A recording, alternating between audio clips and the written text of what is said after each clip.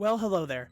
I want to preface this by saying this was originally supposed to be a 2024 recap video, but as we can see by my perfect timing, I'm just on the bullet with the release date. I started achievement hunting mainly in 2024, so I don't have a lot of games completed for this year, but I started doing more and more as you'll be seeing in the future on this channel. Here are some of the games that I 100% this year on Steam. Please enjoy, and if you want to see more 100% videos on this channel, please comment ideas down below and subscribe. Thanks.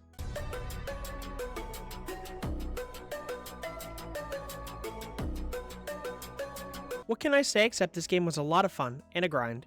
Initially, the achievements for Crab Champions only involved completing each and every weapon of the highest difficulty, some challenge runs like melee only and not being hit, then the developers added in some additional achievements that completely changed everything. It went from being relatively easy 100% to being one of the more grindy games that I've played as of recent. The new achievements that were added involved reaching specific account ranks within Crab Champions, which for the most part are calculated from all the runs that you've done with each weapon and item. The requirements went from just having to get all weapons done on Nightmare difficulty with no modifiers to having to do a double loop run on Nightmare with all the modifiers active at once. This really became a grind because a Nightmare run with all the modifiers takes on average about 40 minutes to do a double loop on. At first this was very difficult, but over time with practice and more runs under my belt, knowing what perks and upgrades are best really matter. Overall, this is one of my favorite games to play in 2024, and I'm glad that I finally stuck with it and got through 100%.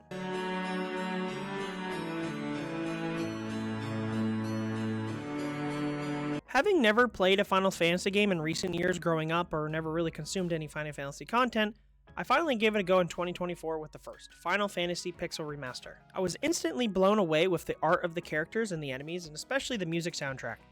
Final Fantasy is not too difficult of 100%, it mostly involves just playing through the story, collecting all the chests, as well as encountering all the enemies to fill out the bestiary. Besides a couple enemies that are difficult at first and rare to encounter, Final Fantasy was a very enjoyable 100%. I look forward to 100%ing more of the Final Fantasy games in the future.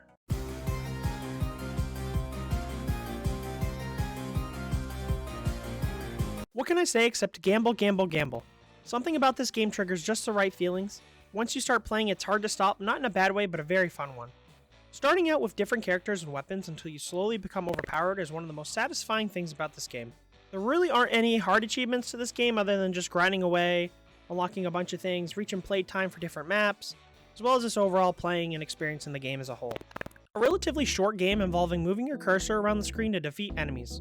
There are certain cursors that you can pick up, each having different abilities like slowing down enemy range attacks or doing double damage and taking double damage. Cursors that you can pick up, each having different abilities like slowing down enemy range attacks or doing double damage and taking double damage. This game can be sort of hard at first, but once you learn what weapons and combos work well, it's pretty easy to pick up.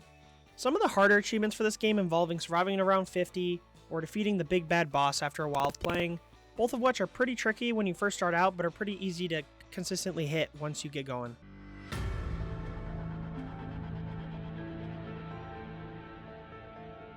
One of the OG Battle Royale games that I'll always have a special spot in my heart. From playing it when I could barely run it to recently on newer hardware, it was and has always been fun. From making memories playing with friends throughout the years, or even making new friends through the in-game chat, I even still have a couple friends on my Steam's friend list that were added through playing PUBG many years ago. Although the game in my opinion is in a rougher state than when it first came out, it's still a lot of fun. I finally decided to pick it up again last year to finally finish the achievement grind. Some of the more notable achievements included shooting the knee for killing 10 players with a crossbow. I can't remember just how many games I played with the sole focus of finding the crossbow, but it was many. Fast and Furious for killing 10 players with a vehicle, because who doesn't love a little roadkill? And finally, the iconic Don't Pan Me Bro for killing another planner with a frying pan.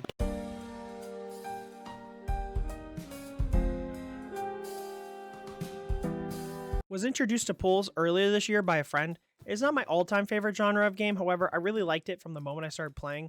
Although I did run into some issues with achievements, it actually turned out to be the brightness setting when adjusted would disable achievements. It's a very short game, but very interesting, as well as some amazing graphics.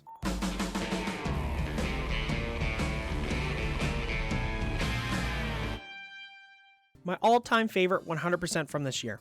Haven't had the game for years on my Steam account. When the chance to get Good Guy Nick finally occurred this last November, I, along with some other people in an achievement hunting community that I'm in, went for it and helped others with it. I knew the minute that I unlocked the infamous achievement, I had to go for the 100%, as without it, it could have been another multi-year wait for the right time. Having a great group of friends helped the most with getting a lot of the achievements as well. Workshop mods, whether that be maps, skins for weapons, sounds, etc., really opened my eyes to this game.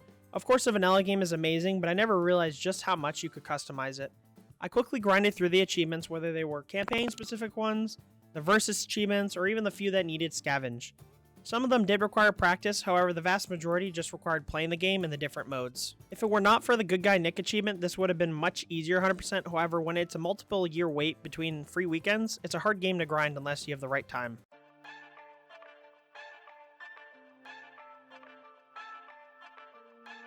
A relatively short game about spotting anomalies and making your way to the top level. At first it's pretty difficult, however once you memorize the differences, the game becomes fairly easy to keep beating after the first time.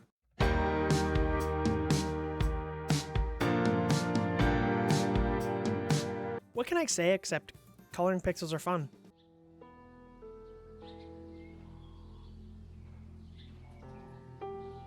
Bright Memory was a great game for me. I liked how short the story was, and the clear-cut gameplay with the abilities were pretty interesting to me. I was not a huge fan of the multiple playthroughs to get the 100%, having doing it back to back to back once it got boring. But not losing certain abilities definitely made it go by faster. I would highly recommend this game.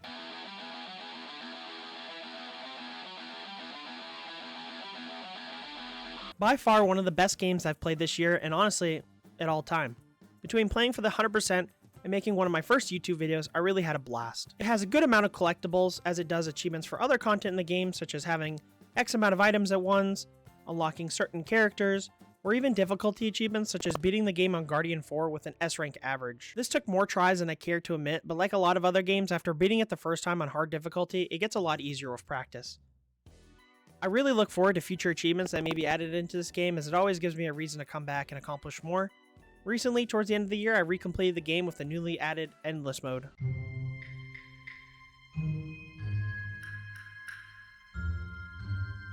A cute little Halloween-themed game. I really enjoyed the story for this game, as well as the different weapons that could be freely used once unlocked. They each had a unique style and way to play the game. Following a guide really made collecting the skulls/collectibles pretty easy, however I did manage to miss a couple a few times, so having to play through this game multiple times still wasn't that much of a drag.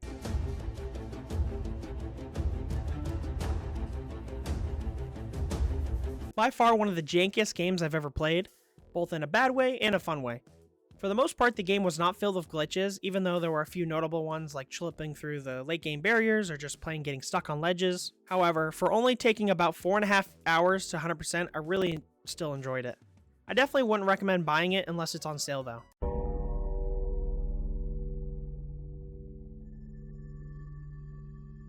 Not much to mention other than it was interesting to see the Steam version of this game, would highly recommend. Also, who doesn't love killing zombies?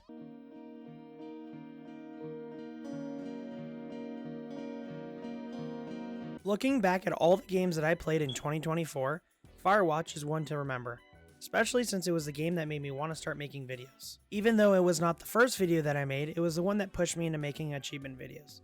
Firewatch has a lot to offer, pretty great story and atmosphere, amazing visuals, and just a feeling of wanting more after you've completed the game. I would definitely rank this as one of the best games that I've played so far.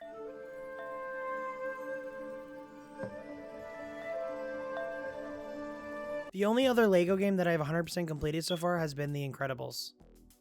This LEGO game being different in that TT Games did not create this one like all the other LEGO games in this style. It was missing the typical LEGO game features like interesting puzzles and a more destructible feel to the environment. I do think that the graphics and fighting did somewhat make up for it, as I was constantly shocked as to how good the game looked and played. I do hope that more LEGO games released by TT Games in the future, however I would not complain to see more Sony LEGO games in this style. I see it as a win-win.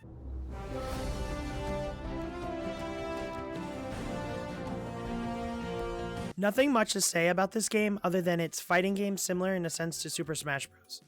I heard in an achievement hunting community that I'm a part of that the game was going offline after some time, so I hopped on with some friends to knock it out real fast.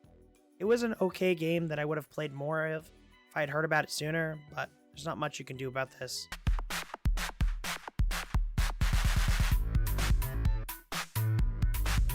Stick people plus cool weapons equals fun.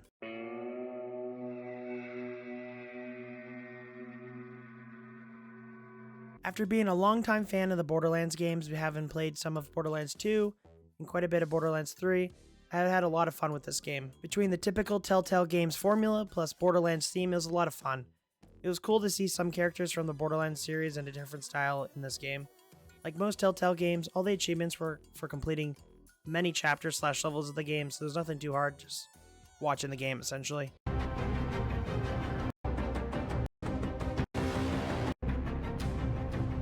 Like Call of Duty, I've been a fan of the series for a long time now.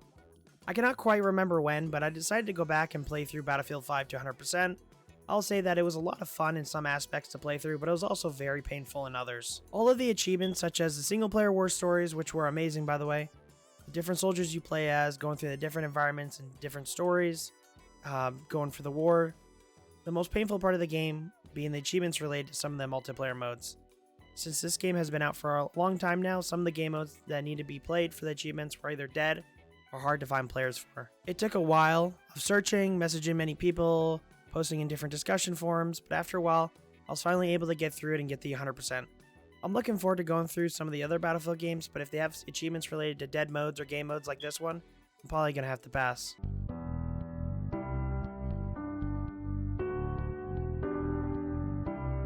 Nothing much to say other than this was a pretty fun rhythm game that had some somewhat difficult achievements, as well as a great time overall. I would highly recommend it.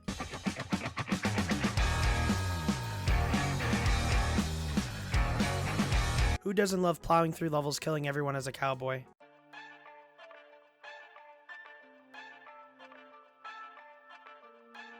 Wave-based broken zombies with building.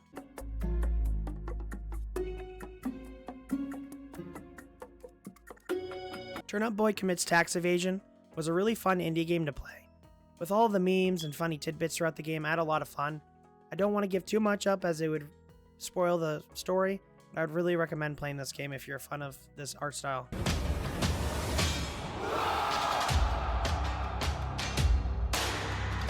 After playing Chivalry for a little bit, I found Mordhau a few years ago and fell in love. Even though the game has changed a lot in the recent years, it's one of the games where you always find diehard fans, servers filled with people to play with. The medieval theme of the game and the ability to use any armor or weapon and custom-made classes made this a lot of fun to play. There were a couple fun achievements like knocking an icicle onto someone, killing people on ladders, and even stuff like kicking someone to their death with "This Isn't Sparta."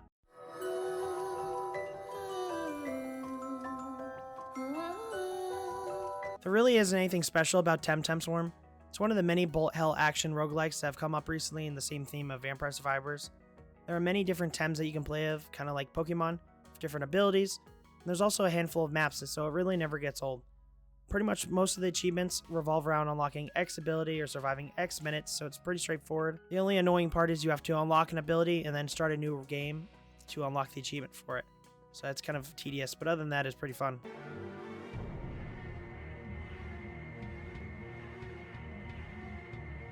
As a long-time Walking Dead fan, I just had to try this game out. While I do admit the game's had its fair share of glitches and bugs and hate, which is justifiable, I loved playing it anyways. Being able to see the Walking Dead characters in a new light made it interesting and fun to play through. It wasn't really that hard of a game to complete, however, there were some glitches that I ran into while playing that made the achievements a little more difficult to get. If you like The Walking Dead, I would really recommend this game. I wouldn't look at the hate, I would just play it and try it out. But at the same time, if you don't end up playing it and you're a Walking Dead fan, you're not really missing out on much.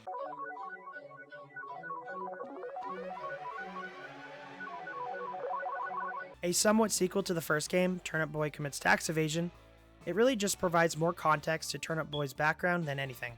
Plus, somewhat continues off some things to happen in the first game. Like the first game, it was filled with pretty funny memes, tidbits, but it was pretty straightforward like the first. I did enjoy the first game more though.